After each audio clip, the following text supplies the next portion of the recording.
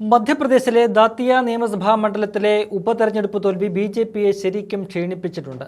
Party ഭരിക്കുന്ന സംസ്ഥാനമാണ് മധ്യപ്രദേശ്. ദാത്തിയ കോൺഗ്രസിന്റെ സിറ്റിംഗ് സീറ്റാണ്. എങ്കിലും കേന്ദ്ര സംസ്ഥാന ഭരണം ഒരേ സമയം കൈപ്പിടിയിലുള്ളപ്പോൾ നേരിട്ടിരിക്കുന്ന തോൽവി അംഗീകരിക്കാനാകാത്ത അവസ്ഥയിലാണ് പാർട്ടി കേന്ദ്ര നേതൃത്വം. തോൽവിക്ക് പിന്നാലെ ശക്തമായ നടപടികളിലേക്ക് കടന്നിരിക്കുകയാണ് ബിജെപി. ഇതിന്റെ ഭാഗമായി ദാത്തിയ ജില്ലാ ഘടകം ഒന്നടങ്കം പിരിച്ചുവിട്ടുകഴിഞ്ഞു.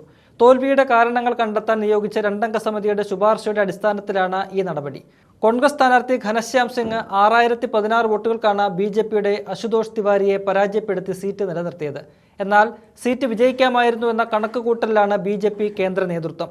പാർട്ടിയിലെ വിഭാഗീയതയാണ് തോൽവിക്ക് കാരണമെന്നാണ് പ്രാഥമിക വിലയിരുത്തൽ. തോൽവിയോടെ ഈ വിഭാഗീയത കൂടുതൽ രൂക്ഷമായിട്ടുമുണ്ട്. മുൻ MLA-യും മന്ത്രിയുമായ നരോത്തം മിശ്രയെ സ്ഥാനാർത്ഥിയാക്കണമെന്നായിരുന്നു അദ്ദേഹത്തിന്റെ അനുയായികളുടെ ആവശ്യം. എന്നാൽ പാർട്ടി സ്ഥാനാർത്ഥിയാക്കിയത് പുതുമുഖമായ അശുതോഷ് തിവാരിയെ. ഇതിൽ പ്രതിഷേധിച്ച് മിശ്രയുടെ അനുകൂലികൾ തെരുവിലിറങ്ങുകയും സംസ്ഥാന നേതൃത്വത്തിനെതിരെ രൂക്ഷ വിമർശനം ഉയർത്തുകയും ചെയ്തു. എന്നാൽ ഇതൊന്നും നേതൃത്വം കാര്യമായി എടുത്തില്ല. അതാണ് തിരിച്ചടിയായതെന്നാണ് വിലയിരുത്തൽ. വിഭാഗീയത രൂക്ഷമായതോടെ തെരഞ്ഞെടുപ്പിൽ പാർട്ടി സംഘടനാ സംവിധാനം വേണ്ട വിധത്തിൽ പ്രവർത്തിച്ചില്ല. പാർട്ടി സ്ഥാനാർത്ഥിയെ തോൽപ്പിക്കാനുള്ള നീക്കമാണ് മറുവിഭാഗം നടത്തിയതെന്നാണ് ഉയരുന്ന ആരോപണം. അങ്ങനെ തോൽവിയുടെ ഉത്തരവാദിത്തം നരോത്തം മിശ്രയുടെ തലയിൽ വയ്ക്കാനുള്ള നീക്കമാണ് മുഖ്യമന്ത്രി മോഹൻ യാദവും കൂട്ടരും നടത്തുന്നത്. ഇത് അഴിമതി ആരോപണത്തിൽ നിൽക്കുന്ന മുഖ്യമന്ത്രിക്ക് സ്വയം രക്ഷപ്പെടാനുള്ള നീക്കമായാണ് കാണുന്നത്. മുഖ്യമന്ത്രി മോഹൻ യാദവിനും കുടുംബത്തിനുമെതിരെ കോടിക്കണക്കിന് രൂപയുടെ ഭൂമി തട്ടിപ്പാരോപണം അടുത്തിടെയാണ് ഉയർന്നത്. ഇതും ഭരണവിരുദ്ധ വികാരവും ഉപതെരഞ്ഞെടുപ്പിനെ സ്വാധീനിച്ചിട്ടുണ്ട്. ഇതിൽ നിന്നും തലയൂരാനാണ് മുഖ്യമന്ത്രിയും കൂട്ടരും നരോത്തം മിശ്രയ്ക്കെതിരെ നീക്കം നടത്തുന്നതെന്നാണ് കാണേണ്ടത്. കോൺഗ്രസിൽ നിന്നേറ്റ തോൽവി ബിജെപിക്ക് മുഖത്തേറ്റ അടിയായി മാറിയിരിക്കുകയാണ്.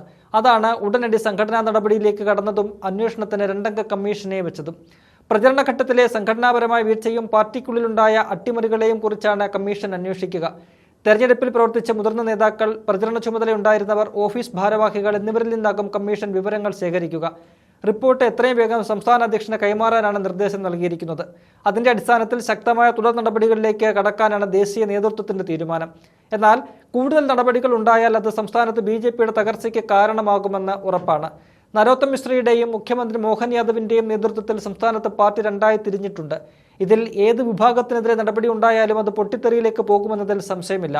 മറുവശത്ത് PCC അധ്യക്ഷൻ ജിത്തു പട്വാരിയുടെ നേതൃത്വത്തിൽ കോൺഗ്രസ് തിരിച്ചുവരവിന്റെ പാതയിലാണ്. 2028 നിയമസഭാ തെരഞ്ഞെടുപ്പിൽ സംസ്ഥാനത്ത് ഭരണം പിടിക്കാനുള്ള ശക്തമായ നീക്കങ്ങളാണ് കോൺഗ്രസ് പാർട്ടി നടത്തുന്നത്. അത് വിജയത്തിലേക്ക് നീങ്ങുന്നതിന്റെ ആദ്യ പടിയായിട്ടാണ് ദാത്തിയയിലെ ഉപതെരഞ്ഞെടുപ്പ് വിജയത്തെ ഹൈക്കമാൻഡ് കാണുന്നത്.